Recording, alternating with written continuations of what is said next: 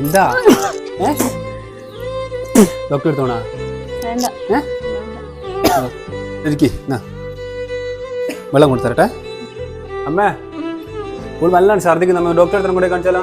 എന്തിനാ ഡോക്ടറെ അടുത്തെല്ലാം കൊണ്ടേ കാണിക്കുന്നത്? ഗർഭിണികൾ പിന്നെ ഛർദിക്കൂലേ? അതെന്തെങ്കിലും അടുക്കള എന്ന് പണിയെടുത്തല്ല അങ്ങ് മാറുന്നുള്ളൂ. ഇനി എന്തിനാ അവളെ നോക്കി കുത്തിരിക്കുന്നത്? എനിക്ക് പോകുന്നിടത്തിൽ അങ്ങ് പോയാ പോരാ. ഇനി അമ്മ പറയുന്നത് കേൾക്കണ്ട, മോള് പോയി കിടന്നു ചെല്ലി. സാരില്ല, ഇനി അതിന്റെ പേരിൽ ഒരു പ്രശ്നം ഉണ്ടാകണ്ട. ഞാൻ പോയി ഭക്ഷണം ഉണ്ടാക്കി. എടാ ഓളെന്നെ വിളിച്ചിക്കേ, ഓക്ക് തീരെ സുഖയില്ലാന്നും പറഞ്ഞ്. ആരാ? എന്റെ പെങ്ങള്. ഓക്ക് ഛർദിയും തലകറക്കാ പോലെ ഓക്ക് ആടുന്ന് ഒന്നും എടുക്കാനൊന്നില്ല. പിന്നെ അതുകൊണ്ട് ഞാൻ അവളെ വിളിച്ച് നിങ്ങ് പോരും വേണ്ടി പറഞ്ഞിട്ട്. ഇതെന്തൊരു ഛർദി എന്റെ മോള് ഛർദിക്കുന്നേ? നേരം വെളുക്കുമ്പോ ഛർദിക്കുന്നല്ല.